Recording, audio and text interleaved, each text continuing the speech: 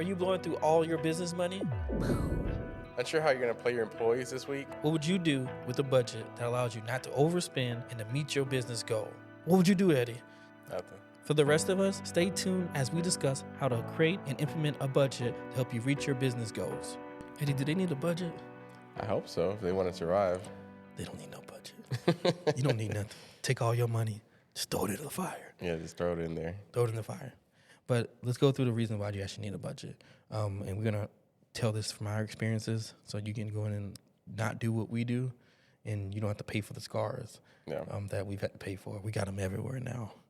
They're everywhere. They're all over. So the first thing, the reason why, and I think this is the biggest thing, is that when you don't plan for your budget, your actual expenses for your team will go crazy. You remember at one point in time when we both got sick, and it's like, we were spending, I think it was like, this was during the thing, somehow we were spending $60,000 on employees in 1 month. And I'm saying this right now when we're not getting none of the production that we were getting. It's because we were like, well, that sounds right. We have to work, so we get the stuff go and let it go out the whole thing. And then not knowing what you should be spending really hurts you, because then you just get to spend up to a certain point and whatever. Do you remember that time? Oh, yeah, I remember it. Like I said, it's not going to work. It's not going to work. Yeah, exactly. When you see the cash flow coming in and what's going out, and they're not equaling out, it's really troublesome. And if you're listening to this and you're going through it, I'm pretty sure you can relate. It's not a very good feeling. But yeah, for sure, you want to budget out what you got going out and then what's coming in, because as everybody knows, the ones that've been in the industry for a little while, you're gonna have your peaks and you're gonna have your low times in business. And if you're paying way too much and you don't have a good budget set up, then it's really you'll start feeling the pressure. Yeah, and this starts with the easy stuff, like all your fixed costs, like your warehouse expenses, all your monthly utilities, all the stuff that basically stays the same. Any software you've signed up for, your hosting.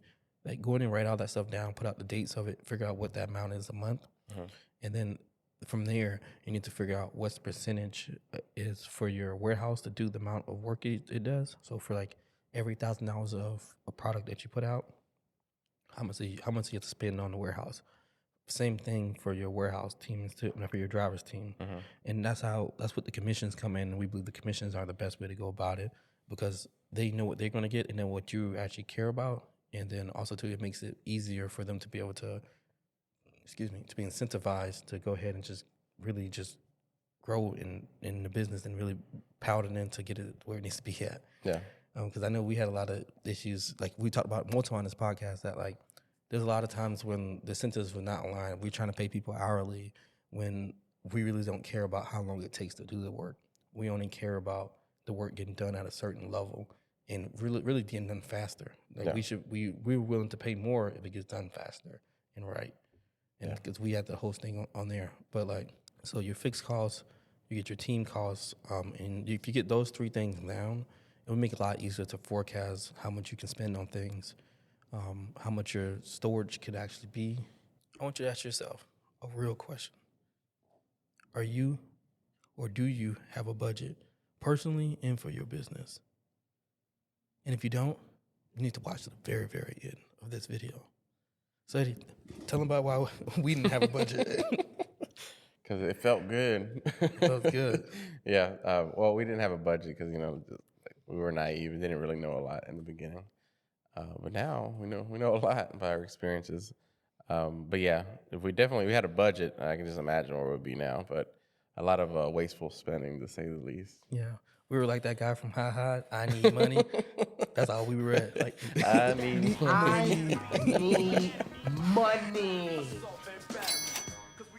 Yeah. So here's a couple, like 2 reasons that me and Eddie and the team came up with that you guys need to have it from the start off with. The first one is you need to know where your money's going. And this is the simplest thing that you can do. You can use any software, not any software. There's a lot of softwares out there. Yeah. Most of the banks now have that too as well. Yeah. You can break down all your expenses. Some of them you might have to like put categories in and stuff like that. Yeah. But a lot of the banks do go through that. And a lot of the online banks, such as like Novo, they kind of auto categorize too. Chase, I know, does that. I don't know about Wells Fargo or stuff like that, but them guys. But they do stuff like that. But you want to know where your money's going to. You want to know like where you're spending it, kind of see the pie chart so you can be able to break stuff down. Like, are you actually profitable? Like, are you running this at a loss? But you shouldn't be running this at a loss because realistically, the gross profit on these businesses are like high. You'd be like 80-something%. The next thing that we talked about is that just being able to make better decisions once you do have a budget. Even just before, like once you know exactly where you're spending, you can kind of already start because you're technically already doing some type of budget. It may be in your head or something like that. Something your money is getting allocated to certain different places, like it was for us. Most of our allocation was to labor, and it's not like our guys were just getting paid a whole bunch more. We just had too many people on. What was that saying that you always say? We talked about like having too many people is a bad thing. I don't know. Remind me. I say so many different Yeah, but things. it was that one. But having too many people is a bad thing. Too many people? Yeah. Because like every project that we have, one thing that like from experience that we see, you have too many people doing things, they're bumping each other and they're not being productive. There's a golden number on warehouse personnel, delivery drivers, is pretty much everything. It's just optimal. But it just depends on your size and everything like that, where yours is. Yeah, what you're doing. Like if you're doing, like we know that having 2 or 3 trucks delivering to one stop is not optimal. And we had that back in the past. We got sick for 1 week, and the next month we found a new system to be able to increase profitability. Yeah, the new system costs us double. He said, like, you gotta let it play out. Yeah, like you're not seeing the benefits yet. the benefit to who? Yeah, right. And find out the benefit was only to them. Yeah. So they would have people, one person would drop chairs off, one person would drop tables off, and then the manager would just ride along the whole time with them and listen to music. Take a nap. And then if they got to a stop where there was no chairs or tables, just the one person would do all the work. So if you're doing setup on 300 tables, then that person would got to do all the stuff while other people sit in the vehicle and tell them, hurry up, we got to get moving. And so now you're wasting so much time on that right there. And then that's crazy. The biggest thing you will see is the price points on deliveries. It's not the actual time on site, unless you're doing like tents and stuff. It's the drive time between the spaces. And that's the one thing you need to look into when you're looking at multiple people. It's like, is it worth it to have that one person take 50% longer at the stop, or to pay the extra 30 minutes when they were going to take 5, now they take 7.5 minutes at each stop. Yeah. So, and that just builds up and destroys your costs. And that's kind of why we got pushed to the commission model, which really helped me and Eddie out tremendously. And you make better decisions. Because like I think one of the decisions that we got to make early on was that we realized that when we start doing commission, before we started commission, we had all this data from this is the earned revenue that we got. These were the weeks that we felt we were the most profitable, and from when the paper service was profitable, and we got to see what was the ratio between what the delivery drivers did, and then we got to come up with our numbers for our commissions to be able to understand it. And we realized you can't lose money on delivery. It's literally when it comes to your expense of actually getting the stuff delivered, it is the biggest expense that you will have that's directly related to the items. To the budget, so you just want to have a simple budget. And then your budget should account for you to be profitable. And that budget, especially in the rental industry, since we change like the actual business changes every single month, not the business change, but the profit, how much revenue you have changes each month. And then because each month is seen differently, you need to have one for each month. But once you have one for each month of the year, you just got to adjust it percentually wise on there. And hopefully your rental spot is not changing every single week. You have a variable rental cost where they're like, whatever I feel like you paying is what you pay. Yeah. So you should have mostly fixed rates, and you should be able to see over time how your profits can just grow. So, because I think for us, we are like from a fixed standpoint, we have this is what we're gonna spend on a fixed monthly basis, and then we have this is the work we're gonna do, and this is based on the work how much money we should make at the end of the year, and then the only way that you get paid as an owner is if you have some profits. You can't really get paid if you don't have any profits. Nope. And then a lot of people probably are like, oh, you get high profits, a lot of money and stuff on there and stuff. You can make 40% in this business if you do it right, but you have to be able to allocate the resources to the right places at the right times. And you got to be able to control your most biggest expense, which is labor. And then the next one after that will come into hopefully if you're doing it right, will be marketing, storage, vehicles, kind of line down that line, and then insurance. Hopefully your insurance is not number one. Or You probably just can't drive. But or so, you You got a got, lot of young people working for you. yeah, or yeah, tons of young people working for you. It's like damn. But you have to watch out for that tremendously because that could really bring down your budget. But to recap this real quick. Let's go back through. So Eddie, what's the first thing? What, on the budgeting? Yeah, what's the first thing of reason why? Why what? Why they need the budget? Oh, shoot, you need to know where your money's going. You know where your money's going. It's like the same thing. You need to know like how Lily would do. You gotta know where her man's Yeah, at. I'm like, hey, where's all this money You know, going? where's his attention going? Yeah, right. Sancho, you need to pay some bills. And the next thing, you have to be able to make decisions and do stuff and review those things. And this is the biggest reason why you want to have a budget, is so that you can control your expenses and be able to actually control your profits. If you don't have a budget, basically what is it? If you plan to fail, like if you don't plan to succeed, then you plan to fail. Yeah. And then if you don't have a budget, then you're planning to run out of money. And the only way companies fail is by running out of money. Mm-hmm. Game over. All right, so the statistic that I have for you guys is only 30% of large enterprises effectively monitor and enforce their budgets. That's devastating. That is devastating. Hopefully you do get to that point where you could possibly, be able to fix it that way. Because I feel like it'll be an easier fix once you get it down. Yeah. And you know your expenses. But that is like depressing. But that's good for you because now you can come in these businesses and beat these businesses by just doing the simple thing of having a budget in place to be able to make money and know where your money's going. Because a lot of businesses you might be competing with might not have these stuffs in place or be doing it improperly. So that should be a win to everybody who's thinking about starting. Now, we're not saying that starting a rental company is easy. It is it's hard. It's going to be very hard. But starting any business is going to be hard. Anything that is good that you want to do is going to take time and it's going to be hard. But the harder something is, the more it costs. It usually keeps a lot of people out of it. And that's why we love this space. Stop everything you're doing right now. Go in and get that ultimate checklist linked down in the description. This right here will go through where to put your money at. We go through all the breakdowns of how you're supposed to use it, how to allocate your resources, what to do with the extra money is in here. It's a long checklist. It's a checklist where you check everything off and it tells you what to do exactly when to do it too. The ultimate checklist. Okay, so now that you know why, right? Do I know why? I think we all know why. Okay, we all know why. So now that we know why, now we need to set some goals. And if you don't have any goals in this right here, first of all, why are you even starting a company for? Like, you crazy. That's the first thing. Like, this, you already messed up. Very hard. Very hard to be doing this, and most people are not going to make any money. So you need to be having some type of goal set up there, and a reasonable goal. Don't be saying, I'm going to kill it this year to make $1 billion. Yeah, right. Yeah, I feel like we said that. Yeah, it doesn't work that way, unfortunately. It's not like a lottery ticket that, Scratch off and you're instant. Yeah, you scratch off and it says you owe $200. That's a scratch off to get it here. So most goals people set are based off of revenue. It's always like, let me get this revenue, this high number. People like, I want $1 million, I want $2 million, $100 million, whatever the number is. Revenue don't mean nothing. You can set a revenue goal once you get your profit stuff, but revenue will just drive you crazy because it's just going to be money you make, but it's not going to be money you get to keep. Yeah. And people going to look at these numbers and be like, this person makes $100 million, not knowing that they have to spend $80 million to make that. So. This is pretty good. Yeah, it is pretty good. It's pretty good for what you got, but I'll still. take that. Yeah, I'll take that too. But you're not 100. It's not 100 million. Yeah. So a couple of different areas that we like to set goals specifically. You can set a revenue goal. We have an earned income goal, which is how much work we actually do in that time frame. You have a revenue generated, and you have a cash flow, and those kind of like just like your main money goals that you can kind of have at the very top for like cash flow, how much revenue you're generating, and how much work you're doing. So those three things.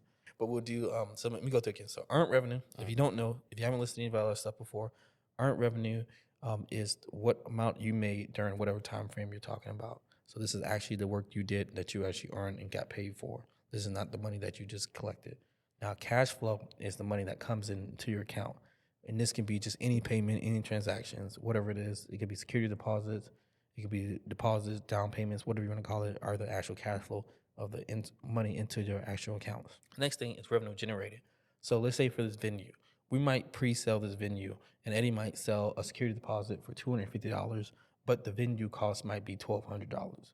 Well, technically, he generated $1,200 in revenue for this business, and that's what you need to calculate on a week-to-week basis too, because that shows you where your future earnings could be or your future cash flow comes in. And those are the numbers that actually matters the most, is what you're going to make off of the stuff. It's not always what you take right then and there. Sometimes it's just what you're going to make in the future. So you want to kind of monitor those 3 areas, because those are the areas that we've seen that have the most issues in there. Because sometimes we'll be like, we got great cash flow, and then we look back like we didn't generate no revenue this week, basically, or we're like we basically did no work this week. Yeah. So that's not a good thing. Or be opposite, which is the worst thing, when your cash flow goes down and the earned income goes up, and you're like, dang, I wish I would have saved $50,000 for this week or something. You know, that's also the toughest. That's the things that you have to prepare yourself for, and that's when you put the security deposit, not security deposit. You haven't thinking about the venue, but that's when you put your unearned revenue, and you put those in different locations. And something else you need to track is unearned revenue as well. Eddie, what is say is your main thing that you track from an operational standpoint? On an operational standpoint, the main thing is the labor. Is what I track, because like we said, it's one of the higher, if not the highest cost Easily. of the operation. Because like that, it'll very easily. It's like I just think of it as a monster. If it's not contained and controlled, that thing can go loose and just start taking stuff from other places that it shouldn't. Yeah, like a big fire. Yeah, exactly. So I'm constantly watching it. Eddie's out there with the water hose all Yeah, day. right. I'm like, easy there. Hey, spray him out. Hey, spray him You're eating out. too much. Hold on. You're not going to leave any meat for the rest of us. Hey, cool him off. Yeah, right. Yeah. But yeah, that's the main thing that I track, and I look at projections that we have like in the past, and then what we should be doing, the next month or the next quarter. And then I try to adjust and set our budget to do so. But every once in a while, like we get like a surplus, like right now, it's like September. So right now it's like flowing with a whole bunch of work. So we're going to have a surplus in labor now. So we're growing as well. So that number may not look the same as it did last year, because now we have way more work to do than we did the projected time. But roughly we just bluff it a little bit more than what it should be. Yeah. And the big thing, just when you're setting your goals and stuff like this, say that, let me give you an example. So if you're right now, and you probably already started maybe doing this for a month, a couple months or so, or a year, let's say your goal is $10,000. So from there, if it's just you doing it, then you don't have any labor. And this is say $10,000 a month, you don't have any labor. Only cost you have is whatever your vehicle costs, your storage costs, your advertising costs, and then insurance and little. It should be little stuff on there. And you should be make majority of that. I would expect you to probably take home about 75 to 80% of that at least. That's just something that we would say is a good number that we believe that you should take home. It's realistic. Yeah, realistic in that part. Now, when you get higher, you're not gonna be able to do every single thing, or you're gonna make a lot of mistakes, or you're gonna have a terrible work-life balance, or whatever the thing in there. Because like realistically, I listened to a podcast the other day, and they said something interesting. It's not just about how much work or the quantity of work, but the quality of work. Yeah, for sure. And like if you're going out here and like you only can put tents up, no matter how much money you have, your money is gonna blow up a lot, but you're not gonna be able to spend it. And when you do spend it, you're gonna probably spend it on stupid things because you're like always trying to get away from things. Hopefully you're not trying to get away too much. You spend on the wrong things, Right about that. But those are big issues that we see that people may have on there.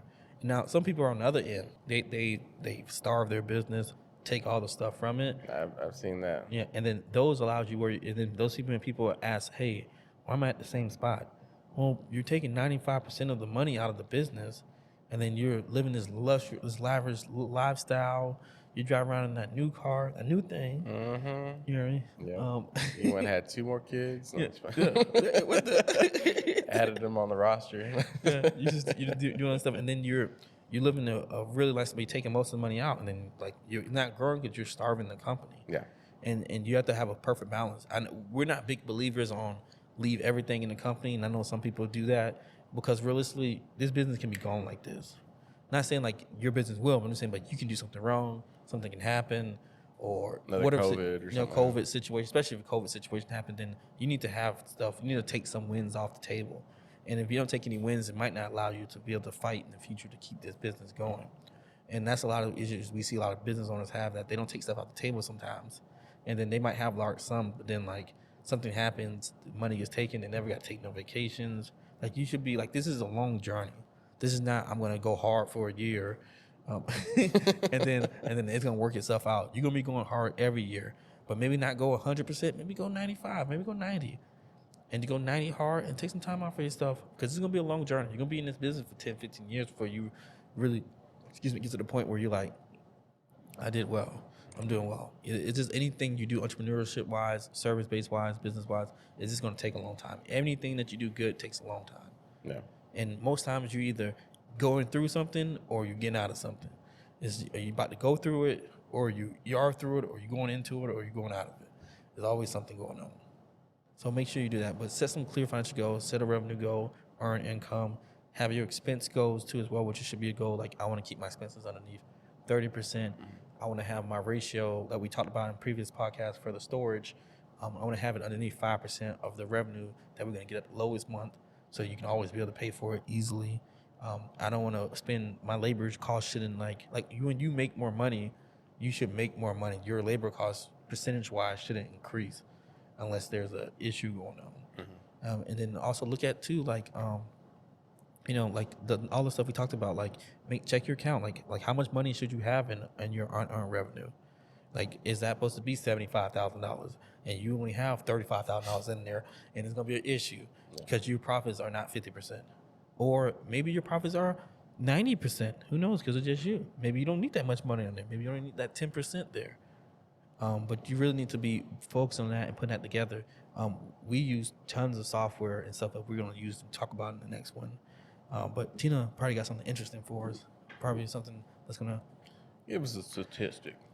All right, so people who set specific goals are 19 times more likely to achieve them.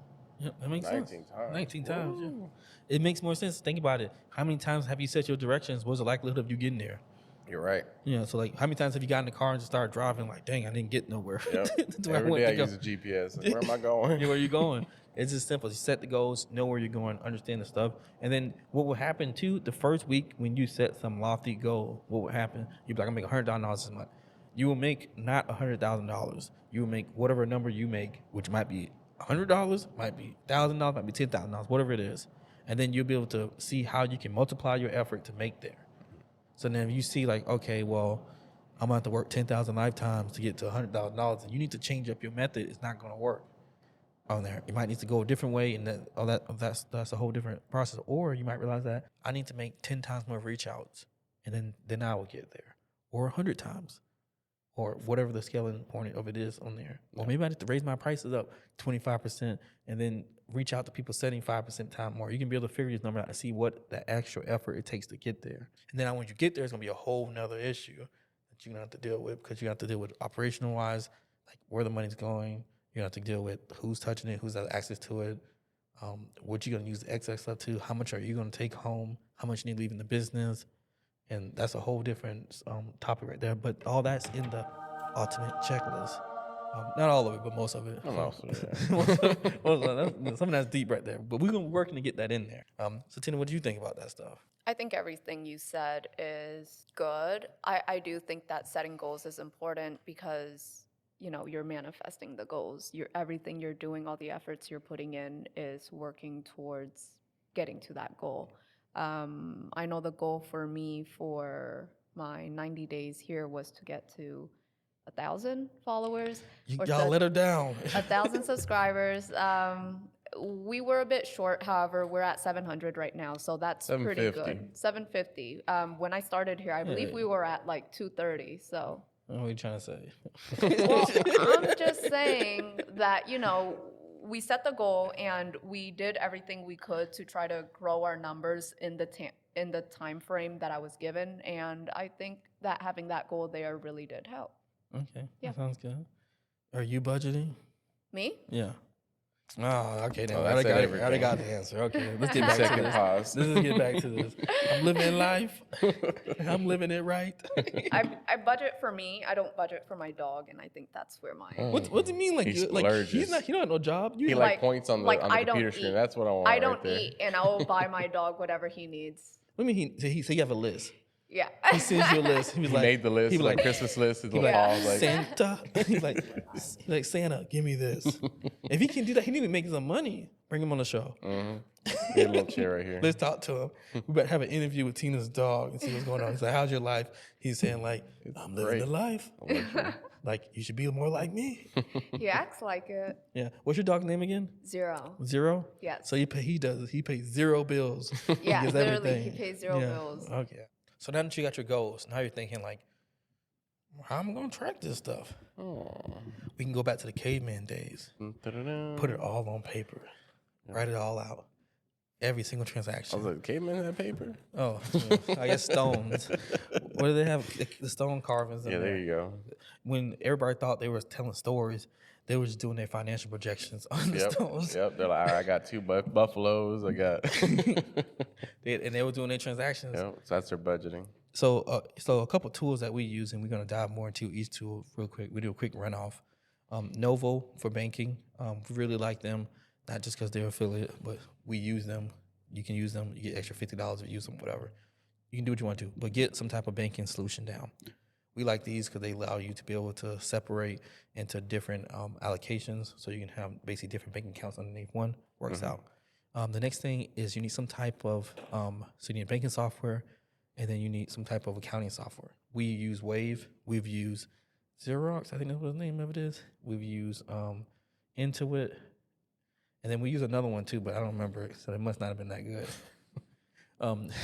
So we use those, and then we still use some Google Sheets to do some of our small, very detailed stuff on the back end, like when Eddie doing like the warehouse efficiency scores and stuff like that, the driver scores, and then when we are doing like earned revenue, revenue generated, because you can't see those inside the software based on because we use a cash accounting method.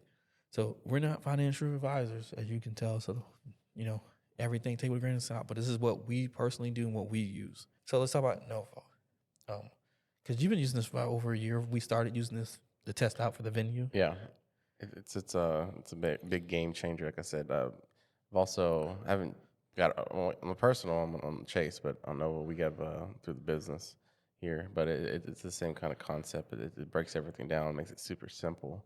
Whenever for instance, we buy like for this venue, we'll buy like trash bags and stuff like that. We can categorize everything, electrical bills.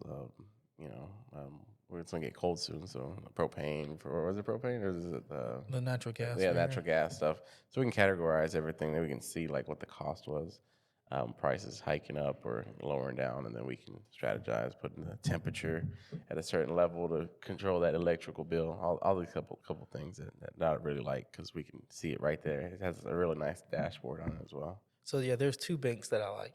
There's Blue Vine, and then there's Novo Banking that we're gonna talk about. So those 2, they pretty much do the same thing. There are business bank accounts. You can sign up online, the whole process, all that stuff. These are the only places that I've seen that you can sign up straight for and have features. I know Zen Business has their own banking system too that you can use, but from what I've seen, it's not feature as active as other stuff, and you have to pay for it. So it just depends. So maybe we'll test that out with a business in the future when we start another rental business. But when it comes to like the what do you call it? The accounting apps, the bookkeeping apps. Bookkeeping is something that like we have struggled with. We just got down this year. Like it has been like a huge issue because like you have the little notebook now, which at first I think I'm proud. I was pretty like you need a notebook. What do you need a notebook for? Yeah, you need it because like it doesn't. I don't know. It's very hard to access the stuff, and then you'll easily lose it, and you're like, oh, what? Put all the receipts and stuff. Oh yeah. And then Eddie's like, I got all these horrible. receipts. So here it is. And you have to take a picture of each one and do all this stuff. And that takes a long time. So now Eddie has because like some of the transactions that you guys know you make that are not going to be just card transactions. Yeah. Some of the stuff Eddie buys because he finds deals and stuff might be Zelle, might be cash, might be EBT. I bought cousins. You might he's buying something stuff. It might come in different forms. Yeah. And not everyone's going to give you a receipt. And I think that's what we struggle with for a long time. And I just get mad at it. I was like, Eddie, why don't you do it? And I think about it. Like, how is Eddie supposed to be at the end of the year be like, oh yeah, here's my 1,000 transactions, exactly where they go for. And so like now, I think the the thing been going pretty well Yeah. with the right. I mean, Yeah, just writing the little information on the you book. know, and then we'll just go back later and just take the photos of each one, and then we'll get it submitted in there. And we have a bookkeeper that we've brought on to do this stuff. If you need a bookkeeper, reach out to us. We might be able to point you to somebody who can help you or something. But you need one. You need one early. And that was probably I think from a financial standpoint, that was the biggest mistake that we made early on, is not getting a bookkeeper. Because I think I was like, oh, I can do it. But then since we did the multi-account method, you have tons of transactions between accounts. You have all these transfers and stuff, and it gets really hard to be able to determine where the stuff is going. Yeah, so get your banking app, get you some type of app to connect to it that does accounting. Get you a bookkeeper, or you do it if you have low transactions. If you only have one account, we recommend you having multiple accounts so you can move the money over there, and also it avoids you want to have an account that nothing comes out of it, only stuff goes into it. And then you want to have an account where you do your spending and stuff on there, just the basics. But in the ultimate checklist goes through a list of 5 or 6 accounts that you should set up and get together. And if you do it, if you do it on here, on Novo, or one of these other platforms, you don't have to pay that fee over and over to get it set up. Because I think they get paid off the transaction fees and over trying to use other stuff. And then Novo itself has invoicing that you can link up with your Stripe account, which is what we use for most of our payments and stuff like that. So that works out pretty well. Eddie, can you bring the book to us? Of course, let me call it in. Okay. Dang, where'd that come from? It's just like my Thor's hammer. This is my book. I can call it anytime. Hey, what's these photos in here? Hey, you're not supposed to see that. But yeah, this is basically my little book that I keep all the transactions and then the dates and all the little notes and whatnot. And then we take a picture, then I put it digitally in our what's it called, in Google? Yeah, Google Drive. Google Drive. Yeah. So right here, you'll have it. I don't know if you can see this. It'll say Facebook Marketplace or whatever it is in there, and then hopefully no private owners. But but it's just stuff right here. Yeah, we just match the transaction. Dang, you've been using a lot of these. It's Dang. like advancement. 15,000. This is pretty good. But you can do a lot of different stuff. If you have any questions on these tools, put down in the comment section. We'll be easy. We'll get back to you on all that stuff. We're getting better at that. The comments are starting to come in. We really appreciate you guys. But let's get into the next thing, which is going to be something Tim's going to tell us that's look like it's going to be disturbing again. So the statistic is that 43% of small business owners don't track their expenses. After this video, none of this should be you guys. Yeah, make it 0. Yeah. Now, please drop down a comment right now if you plan to start tracking your expenses and where you're going to start using that and what you're using currently. Because who knows, maybe you might know some software that's better than what we are using, and we can test out. Oh yeah, we'll test it out. We get some stuff on there. So make sure you check that out. But if you haven't already, if you started your business, you already started a little bit, and you're thinking do I need an LLC? I need to go legit. I need to go legit. You need to get Send Business. And Send Business is a great way for you to get your LLC, get it set up, get a DBA, tons of different legal business attitudes right there. So it's a good place to do to get set up. They go through a simple, easy process. We've used it personally too as well. And then it works out. And, it's not too expensive. They have a feature on there that I think is low key that most people don't have. Neat is a thing that makes you stay up to date on all your Your filings? Your filings and stuff, to make sure that you don't have any issues, you don't get any extra fees, and you pay for itself. Make sure you check it out. Check Send Business down below, and then let them know that you got it from us. So let's get ready to set this budget up and get it created. So we're gonna start with 6 simple kind of areas to kind of separate everything into. You might have more. You shouldn't have less, but you should have probably more than this right here. So number 1, it's gonna be insurance. Your marketing is number 2. 3 is be your storage, be like your warehouse, rent, whatever you're doing, utilities, put it all into that storage area thing. Your team, which would be all your labor, employee expenses. And then next one will be tools, which would be any tools you use, you buy dollies, you buy forward dollars, any of the stuff that you can imagine. We have tons of tools, but all the tools right there. And then the last thing would be transportation. Anything to do with vehicle-related expenses. So that can be from, purchasing a vehicle, the vehicle payments, maintenance, gas, oil changes. I think we just got some oil changes someone done, I'm guessing. Yeah. So stuff like that. You put that all into those expenses. Those kind of your main 6 buckets. So it just matter. This is where your money kind of goes into, and you want to kind of keep these as low as possible without still being able to gain. We can start with the most expensive thing, which is going to be your team. And these are why we use those tools that we use, which are for You want to make sure that the team is actually, for the drivers commissions. So you're only paying for when they work and the stuff is kind of lined together. That works out perfect for us. That has been like, I would say, would use a game changing for the whole thing to be able to, I feel like we get more work done for less cost, and then the people doing the work feel and still are in a good relationship too. That they like it. Yeah, I think it's definitely a game changer.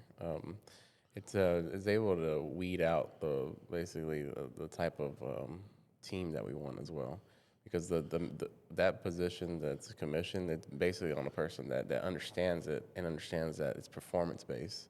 So if they don't do very good, they're not gonna get paid very good. But it's the one that the grinders, the one that are out there, the dogs, you would say, that they're the ones that do very well in that system. Yeah, and it's similar to how, I don't know if you've seen like any plumber, electrician, HVAC person, or mechanic. They get paid flag time. This is what the stuff costs. It kind of like works out the same way, and you get those same type of people who go getters. I know Eddie talks to me about, he has one friend who gets a certain amount of hours, and then another friend that gets like twice his amount. Elaborate on that. Oh yeah, so it's the same thing. So basically, it's like you said, one of my friends. It's like he does good work, but he's flagging around like, I'll just say, sometimes he'll be like, oh, I only got 40 hours. I'm like, 40, but he's been there like multiple days, like 5 days, 6 days a week, and then other weeks he'll do like maybe 70, 60, and he's celebrating over that. Which I have my other friend, which, man, he's a beast, and everybody wants him because he's a difference maker in the shop, because he's able to do work way faster. He's flagging like 140 hours, 130, 160. But yeah, he's a dog. He's like doing the work that 2 or 3 employees would otherwise do, and that's basically what the systems do. They just bring out the best out of the people that are able to run with it, because like it's really, the sky's the limit. It's the only limitation is the individual. Like, how much work do you want to get done in a day? You know what I mean? I think that has been like a good process, and like, I know we didn't specifically take it from exactly that, and we kind of came to the ideal kind of separate, but we still use the same philosophies behind it. And especially when you sell to drivers now, all our drivers are like, I can't wait to get on commission. Yeah. And what's that one song, like, I can't wait to be king? It's like from Lion King. It's like, but they're like that with the commission stuff, because you get paid more, and it's not based off of just, how long you're there. Yeah, because some people are like, man, I did all this work and then I didn't get paid for it. But they're like, hey, you do the work and keep on running, keep on working. Yeah, you can get some really good paid stuff out there, especially if you do some harder stuff, you do things later at night times, you get paid and compensated better for that too as well. Yeah. So we incentivize people to do the harder stuff, by they get paid more, but also to incentivize them to get through the stuff that needs to be done faster to get done. And we've seen about everybody raises their pay up from who stays with us. The second thing, which I know you use, is the warehouse. We had 2 systems that I think we've evolved like 2-3 times. It's the warehouse efficiency scores. Do we call it efficiency score? What do we call it? Yeah, it's called efficiency score. Okay, so the warehouse efficiency scores. You guys have probably seen the board or whatever. We'll put it back up here, and you see the numbers. But how do we put that together? So basically, what we do is we weigh we get a value of what they do every day. The lead will basically map out like what's important that needs to be done every day, like a certain task, and then like the actual. We'll just pretend like we have an order the next day, and we need a specialty item that's now dirty, clean. So we're going to put emphasis in getting that done. So they'll put it on I guess a task list, and then if they do certain tasks and they get certain points off the bat, just doing those tasks, and then they get points on actually cleaning the items. It's a certain percentage on each item, but on some of it's a little bit different, because one thing that we ran into a garden chair issue, because like garden chairs, like the customers are very meticulous on how it has to be, so you need to spend more time on those. So we've upped the ante on that and given the value higher. So basically, it's just a point system, and then we just basically track and see like where everybody. And some people, they'll just be like, I'm just gonna go in here and just do my task, but just doing the task won't get you to where you need to be. So that's basically how that works out. We just basically map out what's very important, and then put the points according to what the importance. Yeah, and then the points are based off of the system is based on the percentage is based off of how much the person makes. So you can actually see what the return is on the person based on what we've allotted as the items. And as you play around with it more, you'll be able to get it down better. And then when people can see on an everyday basis of where they stand at, we see that people don't like when the number goes down. Not at all. And people get really frustrated and stuff like that. So they tend to do what they need to do to make sure that it's not done. I almost wish we could do it live, where you can see it live. But that's a whole different area that we got to work on. We need to bring the robots back. And have the Overwatcher. Shit, I'm waiting for Tesla to release their robots. What do you mean? We're not robots? Actually, I told you about the robots at the game. Yeah, you was talking about. I was trying to sign them boys up. Come over here. Yeah, maybe we could put a photo up here. I know you were talking about that. Yeah. We'll do an episode about this in the future one day, but how we see use of robots in the future.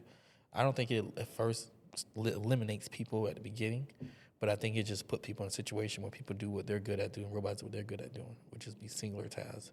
But what you were saying, I would love to kind of get more into it. That's the Chargers things with the robots are nice. They said they were escorting people to where they were sitting. I didn't say they were escorting people. I said they were on the sidelines, right there. They what? Yeah, there was 4 of them, and then there was two or three on the benches.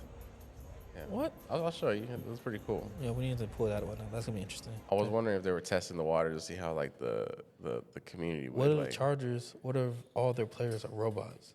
Oh, and that's why they win it. Blew my mind. Yeah. And then later they start losing. They were like, oh, that's why they're losing, because they're robots. And you upgrade the strategy on their systems. Yeah. So the team stuff's kind of set there. Your team expenses may range from 20% up to 40%. It just depends on what you're doing. Now, obviously, you want to be at the lower end of that, maybe 15, 10, obviously, but it gets difficult. You have a lot of stuff to come into there. The next thing that we would say would be kind of your biggest expense, or preferably would be your biggest expense, is your marketing efforts. Generally, like I said, I think we do about one for every dollar we put in, we get $10 out. So, you kind of want to spend accordingly to that. And then also you get the return on the customer in the long run too, if they keep coming back.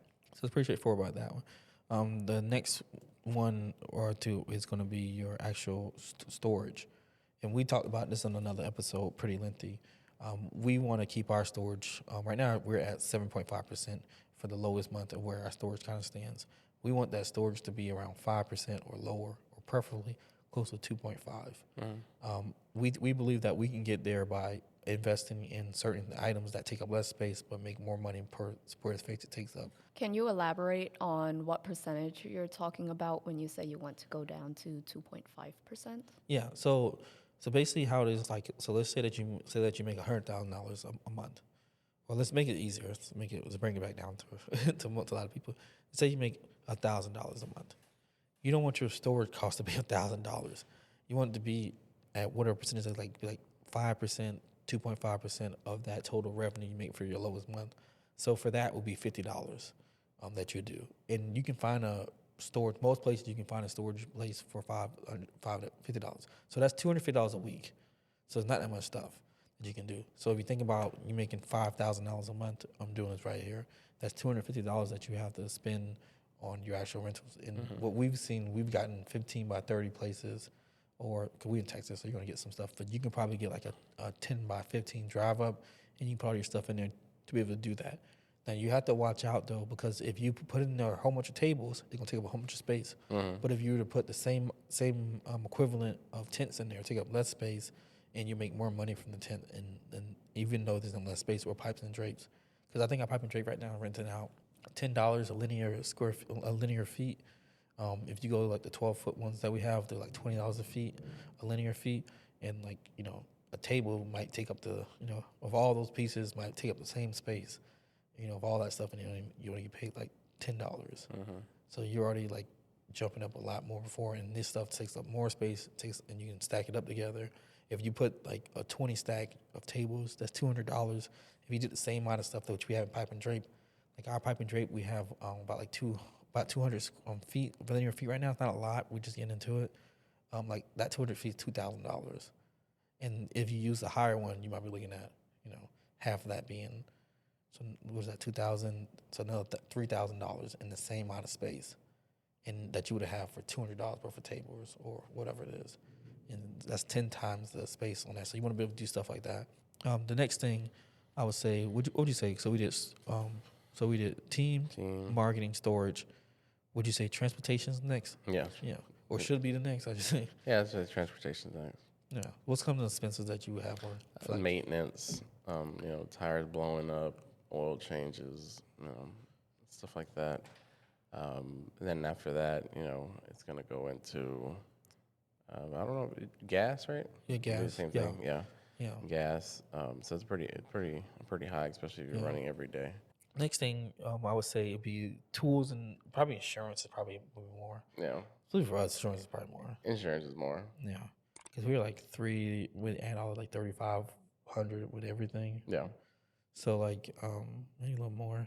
Yeah, so it'd be a lot. It'd be more for us for insurance, and then we get into tools, which depends what type of tools. I think because we build some of the tools in house now. Like Eddie has his cart that I want to show you guys. So it's up here. But this cart is our pipe and drape cart on everything like that. I think you build everything through wood, and you have dividers in there, so we can put everything in there. We can roll it on there, and then you bought some casters. Yeah, just put some casters on it. Yeah, so those things like that really help us out and stuff. And I would say like tool wise, I'm gonna stash warehouse stuff into tools. Like we bought some fans, because the warehouse, we're in Texas, the temperature has been like whatever the 110. Like I'm pretty sure we can show the temperature somewhere. Let's go to the next thing is gonna be Tina. I think has a statistic for us. All right, so the statistic that I have for you guys is businesses with a well-defined budget are 10% more likely to be profitable. Only 10%. 10%. That's probably why 47% people don't do it, because they don't get a 10% chance of it working. Yeah, but I think everybody should do it. I think this must be I think this must be taking in people who have a well-defined budget. Well, I think it says likely be profitable. It doesn't say the percentage of more profitable. Because you're right. We can run a business and you can make money and be profitable, but if you really like budget, I'm pretty sure you can be more profitable. You know what I mean? For sure. And people just have stuff together. So I like that. Yeah. Step number 5. This is the easiest step for us. Hardest step for you. You need to actually follow your budget.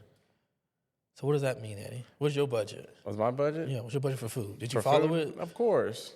Did you follow it just now? No, I didn't follow this now, man. They hit us hard.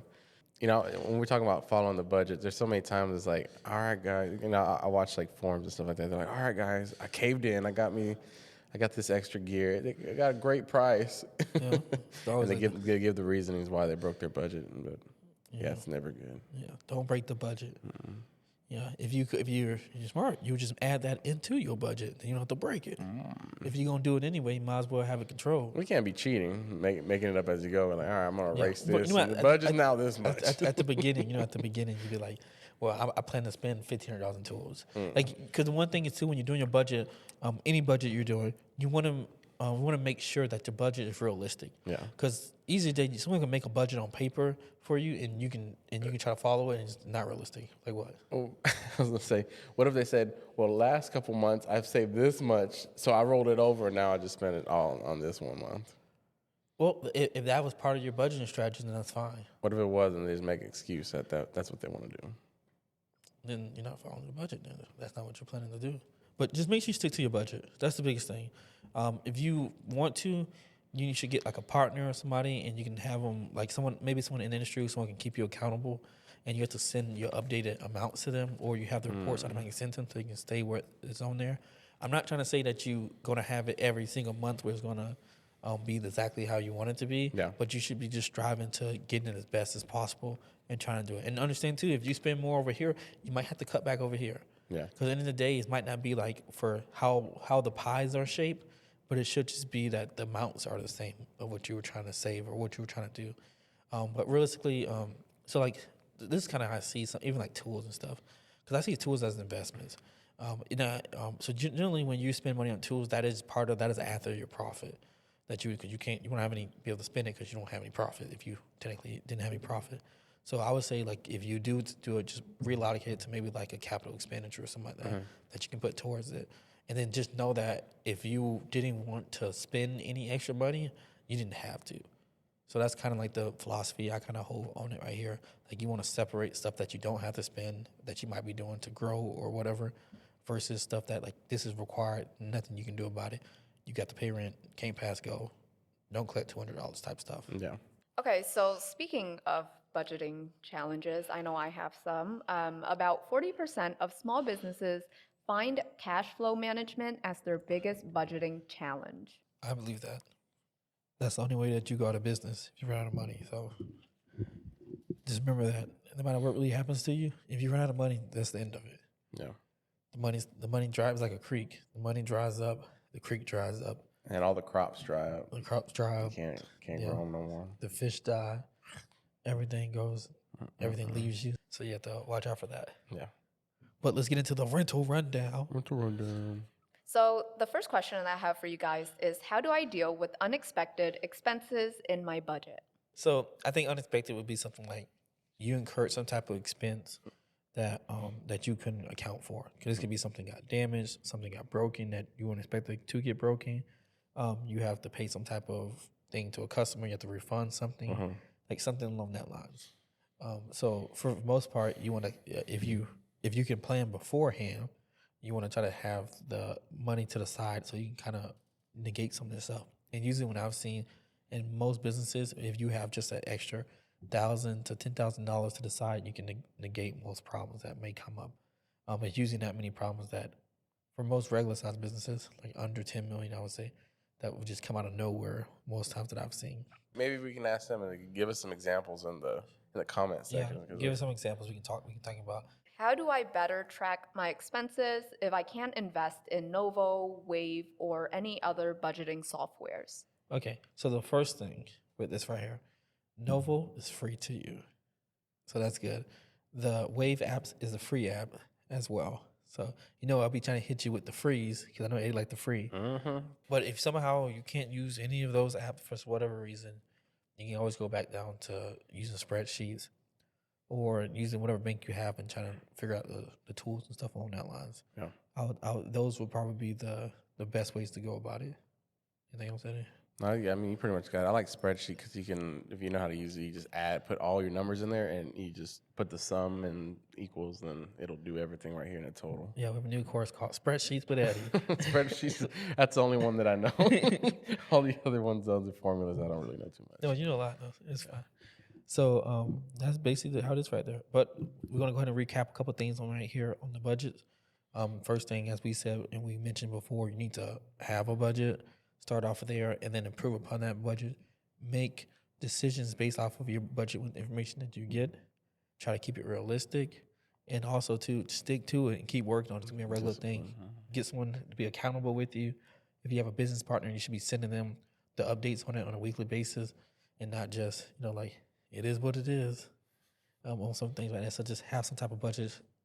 Communicate that to your team and everything so you can be able to get everything you need to do. But, we really appreciate you guys for sitting there and watching, especially to make to this point right now. Just let us know at, what time you're right now. Comment somewhere down below what time you're watching this at. We'll reach back out to you, and we really appreciate you guys. But make sure you get the ultimate checklist. Get all the links down in the description. Subscribe and like this video or whatever you're listening to this at on any of the podcast platforms. We got a lot of new content coming out, a lot of new interesting things that we think you guys are going to enjoy. And just let us know if there's anything we can improve upon to make it better. I'm Xavier Kelly. I'm Eddie Sauceda. And we are the Rental Boys, and we'll see you in the next one. See you. Go get that money.